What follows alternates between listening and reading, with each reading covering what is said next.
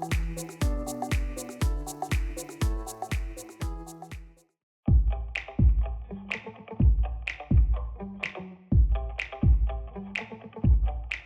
everyone, it's Caitlin and welcome to another video. In this video, I'm going to be sharing 3 easy vegan lunchbox snacks with you guys. This video is another part of my back to school series. I've already shown you how to make 6 different 3-ingredient vegan after school or work snacks, as well as some yummy vegan sandwiches.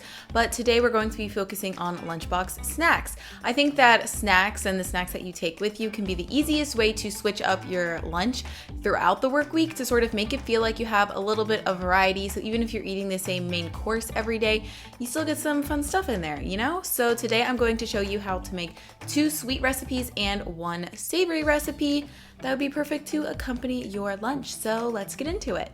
First, I'm going to show you how to make some vanilla chip buckwheat bars, and this recipe is actually from my friend Jackie's newest cookbook. It's called Vegan Yak Attack on the Go. She gave me permission to share this recipe, and I just wanted to share the book with you because her photography is beautiful and it's full of a ton of other recipes that are perfect for meal prep or bulk cooking or things that are ready in 30 minutes or less. And also, guys, I feel so freaking honored, but I'm actually on the back of the book. This is like a first for me. I'm like a published quote on the back of the book. Anyways, okay, let's go on to the recipe. To start out, we're going to need some buckwheat. I have buckwheat in my pantry and I love buckwheat, but I feel like it's not used very often, so I thought that this recipe was a perfect way to use it up. It cooks kind of like rice, but has a nice like nutty texture to it. It's technically a seed though, not a grain. So we're going to add that to a pot with some water and just bring it to a boil, and we're just going to par cook the buckwheat for about 5 to 7 minutes, and this just allows it to get a little bit tender and soft because we don't want crunchy chunks of buckwheat in our granola bars, though I will say you can eat it raw if you want to. I think you're supposed to toast it, but you know, don't add that to the bars. Anyways, after it has simmered, you can see it has absorbed most of the liquid, but there's still a little bit left. So we're going to take this off of the heat, straighten out the extra liquid, and just let it sit for about 10 minutes to cool. And then we're going to make the rest of our bars. So we'll add our cooled and cooked buckwheat to a food processor, along with some rolled oats, about a cup of medjool dates, some agave nectar, though you could also use maple syrup if you'd like, and a little bit of salt. Then we're just going to put the lid on our food processor and we're going to pulse this. I actually did start to blend it at first until it looked like the dates were a little bit more chopped up, and then I started to pulse it until everything became well incorporated and the dates were nicely broken up throughout the mixture. So then we're going to add in our chocolate. I'm using 3 different types of chocolate, but I was just trying to use what was in my pantry. But you can use 1 type of chocolate if you'd like. We're also going to add in some unsweetened coconut shreds, and then we're just going to mix everything together and fold the chocolate and the coconut into the mixture. These bars reminded me of like healthier versions of the chocolate chip chewy bars that I ate as a kid, but I actually love that they had coconut in them too. I think it made the flavors a little bit more elevated and really took it to the next level. So now we're going to line a baking tray with parchment paper, and mine handily had lines on it so I could make like almost perfectly sized granola bars.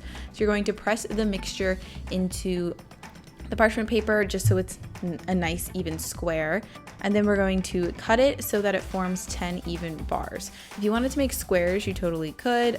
It shouldn't really affect the cooking time too much, but I think these bars are a perfect size for a lunch accompaniment. These would also actually be great for like camping if you're going on a hike and you don't want to buy a prepackaged bar. So we're going to bake those in the oven for a little while. Then we're going to tear them at their perforations that we made with a knife and flip them. And then we're going to pop them back in the oven for a little bit. And then afterwards they'll be nice and golden brown, and we're just going to set them aside to cool before we store them or before we eat them. PSA, these bars, when they're baking, will make your house smell like a freaking cookie factory. It smelled so good in here, and I really love the texture of these bars too. Like I said, they remind me of a chewy bar. They're kind of crispy on the outside, but they're still nice and chewy on the inside, so they won't fall apart in your lunch. They're also great for school because there aren't any nuts in them, so you don't have to worry about people having allergies to them. Next up, we're going to take a break from the sweet and move on to savory and make some crispy buffalo chickpeas. So first, we're going to take a can of chickpeas. You want to drain the liquid, but you don't want to rinse them. The liquid that's on them is actually going to help the other things stick to them better. And then we're going to add some cornstarch and some nutritional yeast and mix that together with the chickpeas until it's well incorporated and they're all evenly coated. And this is sort of our quote unquote breading for the chickpeas. And then once they are all coated and they sort of have a dry-ish batter breading on them, then we're going to add in our buffalo sauce and mix everything together. You could totally modify this recipe and use barbecue sauce or another favorite sauce that you have. I just love buffalo sauce and I thought that would be fun for these chickpeas.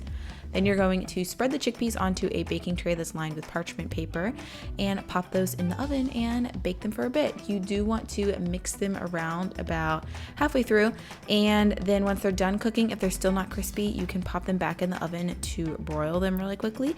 As you could saw, I did remove the parchment paper. Just please do that because it will burn and catch on fire if you broil parchment paper.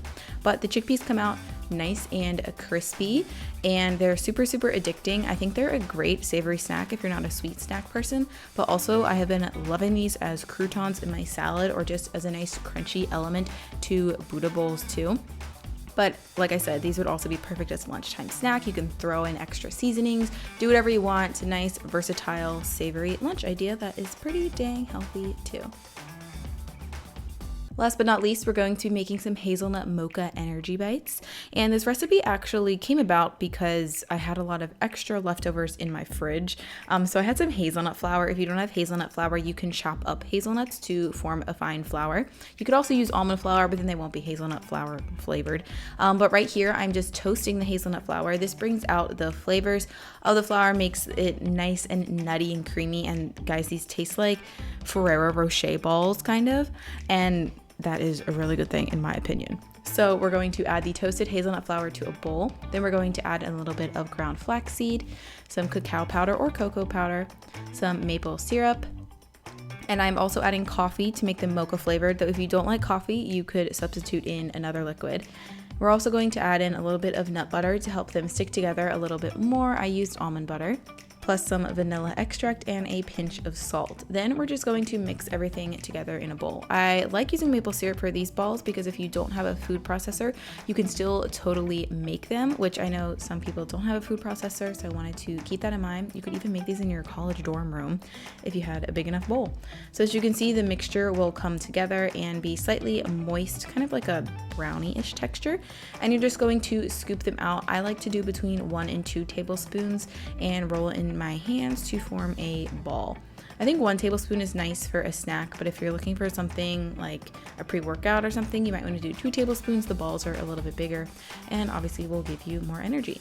But you're just going to repeat this with the rest of your balls, and then once you're done, I would store them either in the fridge or the freezer. I do prefer to store them in the freezer if you have one, just because they last a little bit longer, and I actually like the texture coming out of the freezer a little bit more. I find that they're harder, but not like so hard that your teeth are gonna break or anything, but they're more like brownie bites if you just keep them in the fridge.